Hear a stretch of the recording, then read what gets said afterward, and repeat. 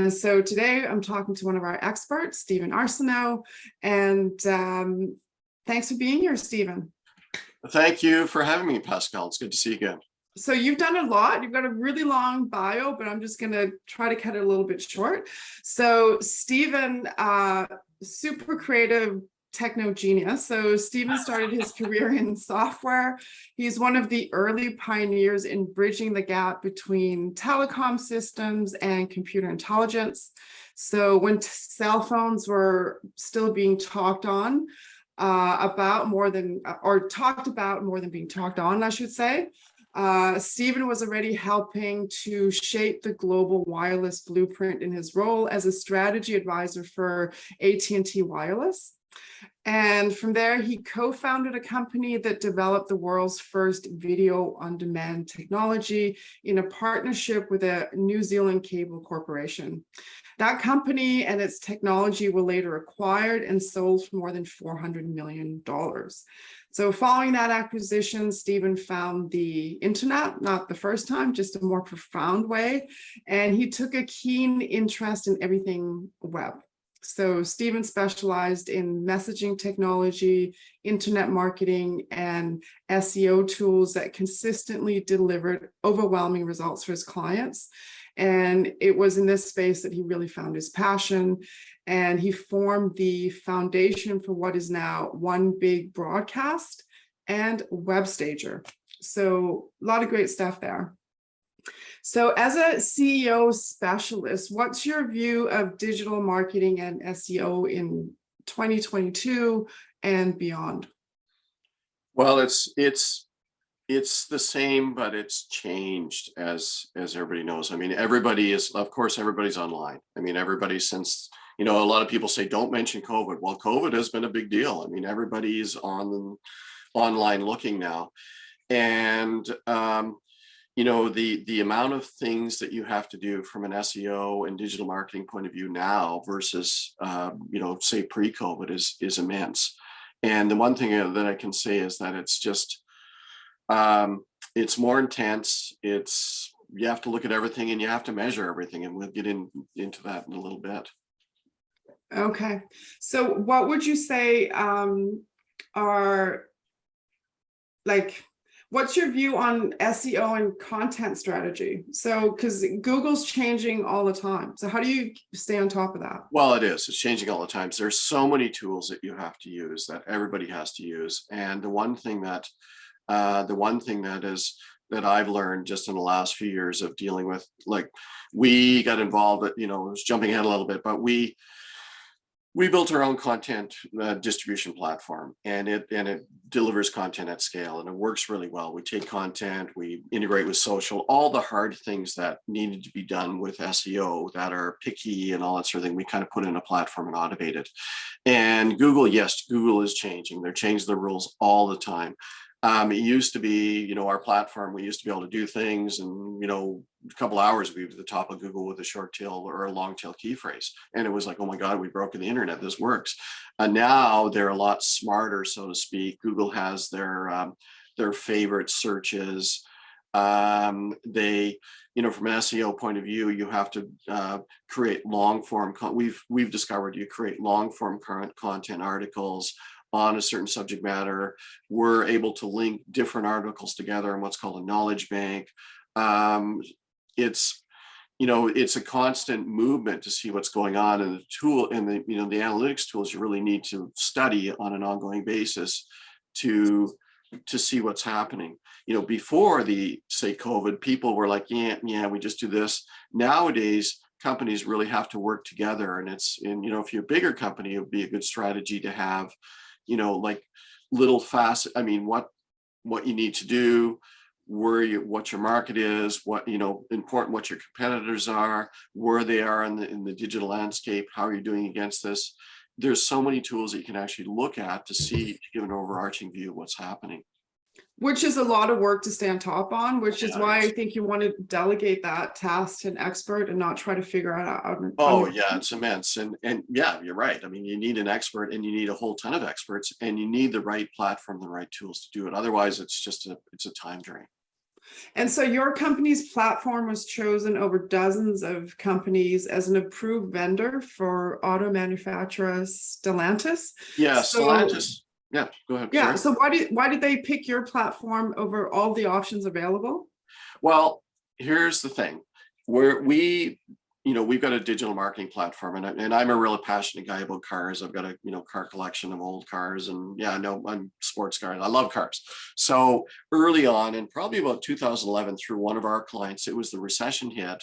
There was this one client that we had that we were doing content for, and they were kicking it online. They lost all their clients, but they were using our content platform to get them to the top of search, and all of a sudden their business was blooming. They were in the auto business, so they kind of talk to this one big auto dealer chain and say, hey, you got to look at these guys. And that's how, and then all of a sudden we got this auto dealer client, and they're, oh my God, this is great. We can get in, and there's 50,000 auto dealers across North America. This is let's do a vertical on that. So we focus in our auto dealer platforms on content distribution at scale to help them dominate their local and regional markets. And it works really well. We've taken some auto dealerships from 39 million a year to 90 million a year in 4 years, and they just do content marketing with us. So we had an opportunity to talk to Stellantis, and not a lot of people knew who well, I think most, if you know Jeep, Stellantis is a combination of a number of global companies. The North America company is called FCA, or used to be called FCA, Fiat Chrysler Alpha. So Stellantis is a combination of all of these, I think it's Peugeot, in Maserati, Alfa Romeo, Ram, Jeep, Chrysler. A bunch of auto manufacturers got together somehow and formed this new company called Stellantis. So we had an opportunity through somebody that had been a former Stellantis or former, auto manufacturer executive, to get in front of Stellantis on top, and we're competing with guys like Trader, who have got, and we're not a huge company, we've got under 100 people. These guys like Cox Automotive has got 30,000 people. Trader's got, I don't know how many thousands. So we're competing against those guys, and in an RFP, and they only wanted 6, and there's probably 2 dozen or 3 dozen in there. Anyway, we got chosen as one of the 6, and the reason being is because of our content distribution prowess and the ability to light up the internet for. So they looked at it for their dealers, and then jumping ahead to another question that I had, that I was going to talk about in terms of the learning curve that we learned in dealing with a big auto manufacturer in terms of their reporting requirements. I mean, we became an approved vendor for Stellantis with their content distribution platform for auto dealers. We thought, oh, this would be fantastic. Then all of a sudden, oh, well, you're an auto dealer. Now you're dealing with us.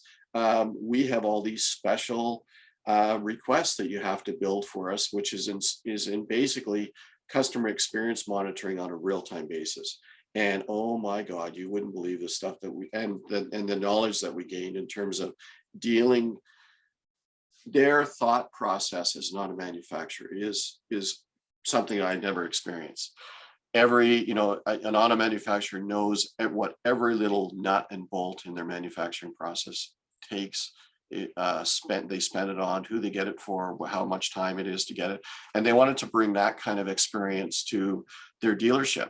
When a lead comes in, we need to know what happened with that lead, how fast they answered it, what happened in the CRM, what the response time. So what's happening is that, and that was sort of the idea of how has digital marketing changed and how has SEO changed. You get visibility by using content online in in your ecosystem. But that's just not the old thing. That's the old marketing. Okay, we're going to do an ad, we're going to deliver it to you, and then it's your problem to close it or whatever. What these auto manufacturers and everybody's starting to do now is it's called customer experience mapping or monitoring. It's actually taking that, where did the lead come from? Oh, it came from digital marketing. What happened to it? What response happened with it in the food chain? Oh, it went to the website. Then what happened? Oh, it went to, like for auto dealers, for example, their most important experience is on their vehicle detail page. If somebody's looking at inventory, that's the sweet spot. So what happened then? Did they fill out a form? Did they do something? If that form happened, the auto manufacturer wanted to monitor that so that they're really serious about it, because if you're a dealer and you don't respond to a lead within, say, 30 seconds, you Wow. lose your co-op points on a sliding scale. So it's like, holy crap, you know, and Oh, then taking the data and sending it all over the place to their ancillary sites. So a lot of monitoring is going on in these big companies, and that sort of spills down to the smaller organizations. You really need to do that, because it's a full on, it's no, and also what I wanted to talk about as well in terms, and the reason I'm kind of fragmented is because the market, the selling is fragmented now. Everything is fragmented. It used to be, you know, you'd follow the linear path. Oh, let's do a Google ad and that will go here and then it'll do this and we can follow it along. That doesn't happen anymore. It's a totally fragmented sales process. So you have to have the tools and the ability to monitor it and see what's happening in real time and figure out and constantly ask yourself questions. Is this working? Can I change it? Do we have to pivot over here? Do you have to change this? So it's like, it's a crazy world. And we had to build so much technology for this auto manufacturer, but we got we had the oh, opportunity. it translates into other industries as well. Oh yeah. Oh, it's Right? amazing. It's like, holy, how did they think of that? And it does. It translates to just everybody should be doing this. That's, you know, when you look at this, holy crap. I mean, it took us almost a year to build some of the stuff, and it's like everybody should be doing it. That's the thing.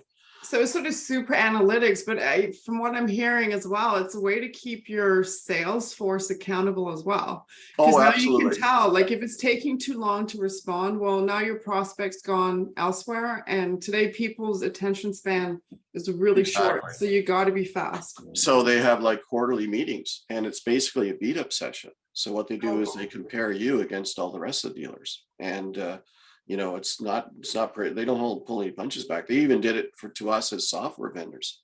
You did this, you did that, you know, hey, these guys are doing better. We're not going to tell you who it is. We interviewed our clients to see what they thought of you. It's like, Wow, very detailed. So how did that whole experience shape your views of digital marketing for the future? Is it the overall picture? You've got to be super analytical and follow those prospects wherever they're going and how long they're staying on pages, stuff like that. Well, that, and where are your most important experiences coming from? I mean, you know, for example, one thing that we found is that like, let's just take auto dealers or RV dealers or heavy equipment dealers. What happens in that process is it's the customer experience. People are moving, technology is moving so fast now that you want to basically buy things online. So we started building finance applications that'll actually ask people questions, and based on their answers, it puts them into different financial bracket, and then gives them the credit score. And some companies, for example, have multiple finance options based on the question and answer. So if you're buying, say, we built this one platform for a big, you know, hundreds of locations in the US trucking company, and they sell heavy rigs, or, you know, what is these reefers kind of thing, and they're all over the US. And so they wanted their clients to be able to go through when they buy a new truck. So say the guy's in he's in a truck stop, you know, he wants to buy a truck, he's in Fresno, he's going to be in LA the next day. And so these guys want these active leads so that they can have the truck ready, or they've got a number of different financing options. Like the guys with the bad credit will go to the guys with the higher interest. The guys with the really good credit and really good customers, they might finance it in-house. So the series of questions that you answer as a customer, based on and also their credit rating and everything else that you can do basically on your mobile phone, means it's a hot lead. It's actually it's basically a sale. All you have to do is, close the deal when the guy contacts you in the morning. So that sort of thing, it's 24 hours a day. That sort of stuff is all part of the digital marketing mix in terms of what you offer. And so the reality is not just SEO anymore. It's everything works together. You know, if it's print advertising, it has to be integrated. Yeah. It's called, a lot of people are calling it omni-channel marketing. I saw one trend now they call it S marketing, and S marketing is sales and marketing combined. And I can see how that works, because if I'm delivering you content, you know, I wrote this great article. It blooms in search in an area that's important, you know, to important to your business. People are going there, hundreds of people are going there. They're reacting to it. They're going to, say, the sales page, and then, or they say they're going to your Facebook marketing, but they don't want to fill out a form because you know you're going to get bombed, but they are willing to talk to you in Messenger because that's their platform of choice to talk to you, because Facebook has Messenger. Why can't I talk to you? So you've got to be able to integrate that stuff in your marketing mix. And S marketing is really the ability for the marketing and marketing strategy to work together with the salespeople so that they can know what's going on. Because usually it's, oh, I gave you the lead. If you didn't close it, idiot, it's your fault, not ours. That's not happening anymore. It's more of a, hey, everybody's got to work together because it's moving so fast. No. And, so what's your approach to digital marketing, and where does content fit in? Well, we take a holistic approach, and we have a number of experts in different fields. And interestingly enough, I don't know if you saw that thing on LinkedIn a couple of days ago, but somebody take a newspaper ad out because they were looking for something or looking for a doctor, and magically they got it. Or somebody took a newspaper. But my point is that all the spots aren't broken and aren't dead. So sometimes, you know, we have, for example, we have an expert company that does traditional mailers. They do flyers, or so some people's businesses is flyer. There's an opportunity for flyers. So you'll maybe you want to, if you've got a product that appeals to, say, older folks or blue collar, you may want to send it to just those, like Canada Post, for example, in Canada, knows where every person is and they can deliver anybody. So if it's an apartment and you want to get to somebody over 50 or under 20 in an apartment building, traditional media like newspapers can't do that, but Canada Post can. So we have companies that can partner with that. They do a special flyer. Then they do a QR code, which goes to a certain, say, maybe a headless marketing page on their website. That headless marketing page is combined with content distribution, or maybe some ads, or maybe some Facebook ads. But the whole idea is that these campaigns, everything has to work together. So, you know, in our journey with Stellantis, we pick some of the best people in the industry that, hey, this guy's good for this guy's good for that. And we work together with them and share information back and forth. That's kind of like the new marketing. It's really fast paced, and everybody's got their expertise level. Well, that's great value for clients as well, because you've done all the heavy lifting. You've test driven working with these different companies. Yeah, no, but that's a lot. Like if you had to pick it all individually and do it on your own, I mean, what a time suck. And then you're taking a risk because you haven't worked with them. Oh man, if you saw me during COVID, I was just like because we didn't expect so much work. We didn't expect to get thrown so much work, so much expectations that you basically have to figure it yourself. And, you know, our team's smart. I think I'm smart, but some of the stuff was like, geez. Yeah. Well, I mean, I remember years ago seeing your results for your clients, amazing results. So you're fantastic at what you do. Yeah. So I know you've created a new platform called the Video Accelerator. So tell us a little bit about that and how someone would use it. Yeah, that's really exciting. I mean, it's anyway, I think I'm so excited. I actually took a patent application on it, so it's patent pending. And it's funny because, little story, I mean, I've got a messaging patent basically in the newspaper space, and that was when newspapers were big, and that was fun to get and that sort of thing. But since then, in my journey, I'm kind of always a creative thinker. I don't know why. You know, I think of things and then it's like 10 years later somebody does it. Just weird. I just have this weird mind. And I remember once I came up with this patent application, and then I was telling my buddy about it in Seattle, who was kind of a VC guy. And you know, so the short story is, in 6 months, my application formed a company and was acquired for $500 million. Wow. Still, it was actually email to SMS, and nobody had figured that out yet, and the other way. So that was when people were just, you know, so now it's mainstream. I mean, everybody's doing all this stuff, and to me it was, but so this video application is, so let's look at the world right now. And that's what you got to look at. I look at now and in the future, what are people are doing, and what's everybody doing? They're all on, everybody looks at video, right? They watch a video. They don't really read that much anymore. And what's happened is TikTok is huge. I mean, TikTok, YouTube, even Facebook Marketplace, Instagram, everybody's got video. The problem is that doing videos and getting them out to social and putting them on your website and that sort of thing, there is really no one multi-purpose tool that does it all. And so that's for the last year, we've been building, since we were big in content, and we've done events and we've done like testimonial things, and we've dabbled in that area. I said, look, really what we needed to do is we need to take video and harness it in our engine. Allow teams of people to say, have a little, so a company, for example, let's take an auto dealer or somebody with a team of salespeople, and you've got products.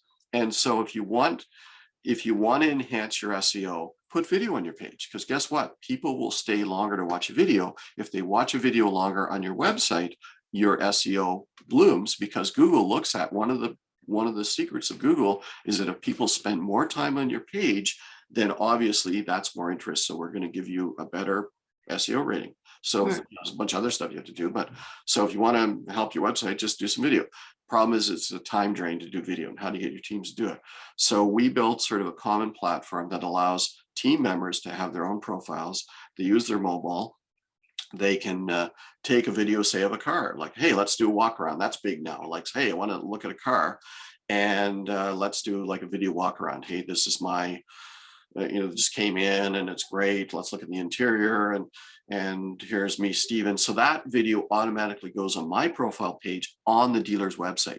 Now, the other thing that everybody's probably looking at this video is wincing about is, oh my God, I got to change my website to do this. And that, no, you don't. Basically, we've got a plugin. So you just plug a little piece of code and you have access to this app. So you don't, it's because what we're finding in this marketplace is that websites has really become they're commodities now. It's basically a website, and it's the guys with the tools that add the value to the website, because everybody's doing websites, and the last thing you want to do is change it. It's like, oh my God, I'd rather not too much work. So if I've got this great tool, then why don't I just put a couple lines of code, and boom, I've got access to these tools. So all of a sudden you've got this access to this tool. You've got one person can use it, or a team of people can use it. They create the videos about, say, when somebody bought the vehicle, which is really the happiest time. It goes on the dealer on the website automatically in the profile, and it also goes on a master gallery page. And if they've got e-commerce, or they've got, like, say, dealers that are selling vehicles, that same Ford F-150 or Ford Bronco or Dodge Ram that they just took the vehicle in, they type in the stock number and it appears in the VDP page. So VDP page means vehicle detail page. Like, I know a lot about the auto industry. So the biggest traffic generator for auto is, or where does everybody go? They don't go to the About Us page. They really rarely go to the homepage. They go to the vehicle detail pages, and they want to get their trade valued. So those are the two biggest things they do. So if they go to the VDP page and they see that video, they're going to spend longer on it and maybe make contact. Now, also what we do is those same videos go to social accounts. So they get distributed to all your video social accounts, with links back to where the nexus of the content was, which is your web page. And so if I'm on Facebook, again, fragmented marketplace, I might be on TikTok and I want to search about this thing, and all of a sudden this video pops up about, and it's a personal connection too, because if you're doing videos, you become the rock star of your organization, maybe on a subject matter expert, and those are all on your profile. So on your profile, if somebody wants to make contact, they can, just like yours, you can make a calendar, you can contact me, whatever way you want to contact me. You can ask. So you're getting multiple use out of one bit of content, like you're Well, distribution at scale. That's the thing. It's okay, that's the correct terminology. Distribution at scale. Yeah, that makes a lot of sense. You want to do that because it's all about tools now. It's all about the right tools, doing everything really fast and getting it out there. And it's a personal connection. actually, if you bring a professional videographer in to do your videos, your traffic goes down because people are, meh, don't want to listen to it. If it's a Well, you know what? I have heard that. I spoke to some other marketing guy and he was saying, so he's done the split testing and analysis. And he said, you know what? Don't make stuff perfect because people prefer if it's rough and maybe a little amateurish. So I'm like, okay, great. I won't worry about the details then. Yeah, no, it's interesting. They find that it goes down. So a lot of people are starting to do this. A lot of people are, but it's interesting. I was on one of our dealer sites the other day, and there was this, young lady, if I wrote her name, she's really good at doing it. She's really personable and she's really pretty, and and she's she just does a really good walk around. It was on Facebook Marketplace, and she said, "Let me start it up," and this thing was rah, rah, rah. I was like, "Geez, I got to see that truck." So I'm like fumbling around. I'm there, geez, it's on their Facebook. I go to their website, I can't find it, and then I've lost interest. So I'm thinking, gee, what if she could just do her video, have it on her profile, automatically go to the Facebook page, automatically put a link back to what she talked about. And if it happens to be sold, all her other videos are there. And all of a sudden I got a connection. I don't leave somewhere else because it's too, fragmented. And that's really that's what I believe is where the internet is going. Everybody's got the attention span of an ant. You got to give it to them now and you got to get back to them now. Yeah, that makes total sense. And I should mention as well, Stephen is a contributor to Elevate. So you will find his lesson in Elevate. And Elevate is an online course we built for business owners. So it covers topics from A to Z that would be of interest to a business owner. So just to wrap up, Stephen, a total random question, nothing to do with SEO or marketing. If you could have dinner with anyone dead or alive, who would it be and why? Oh, wow. I think it would be Albert Einstein because he's a really, really deep thinker.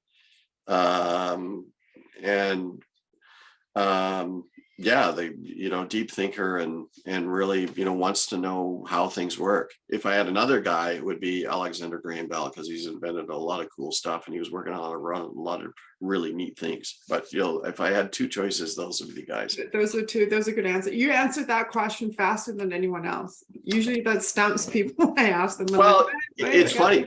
It's interesting because I kind of got nailed yesterday. There's this movement now where women have got tattoos on them, and there's photographing their real selves as, hey, this is me in real life, and I've got a sleeve and all that sort of thing. And so hey, that's great that you show yourself as an authentic self, but I tend to I don't disagree with that. I think it's great, but I'm fascinated by the art choice. And so I find myself staring all the time. And a lot of times it's like, people are like, they're turned off. So now I'm starting to ask, can you tell me, like, I'm fascinated because I'm at like, what's the story behind it, right? Yeah. How did you, and the reason being is that my daughter Amy she's used to be a rock and roll person. So she's got tattoos, like not on her face, but everywhere. Right. And one of the tattoos she has is a set of wings that come in the front on both arms. They're huge. And they're actually the name of my late son. Yeah. So you mentioned that because I've asked people when I've seen tattoos, beautiful pieces of art. I've asked them, what's the story behind it? People usually why have you got angel wings on you? And it's it's my brother. Profound. Yeah. So you're always, so what you see isn't always what you get, but it's, it's part of your human experience and who you are and all that sort of thing. And why did you get that? And what's the story behind it? And, it's a little bit, sometimes you get to hear the story of their life just in their art choices. Yeah. So the other funny story is Anna, Anna through your daughter and that sort of thing, but Anna decided to get one and she got one in Mexico or something. And the guy that put it on, it's on her foot, but it looks like an HA logo. Hell's Angels, there. So, but it's supposed to be the angel wing with Corey's name on it on her foot. But everybody thinks that she's now part of the Hell's Angel because. Oh my God! Well, you know what? I saw a guy the other day on the back of his calf. He had a tattoo of pancakes. And then it Right. said pancakes. And I'm like, I Yeah. wonder what the story is behind that. Like, very random, but Yeah. you know. So, yeah, I mean, sometimes it starts a conversation, sometimes it, but yeah, no, it's interesting just to see what's, the human, the humanity in people, and, it's all about, we're all in this together kind of thing. But And it's nice to be unique. So yeah. thanks again, Stephen, for being here. We appreciate it. For everyone listening and watching, thank you so much for your time. If you have any questions for me or for Stephen, you can contact us at info@zetacorp.com. Thanks and bye for now. Bye, everybody. Thank you. Pleasure.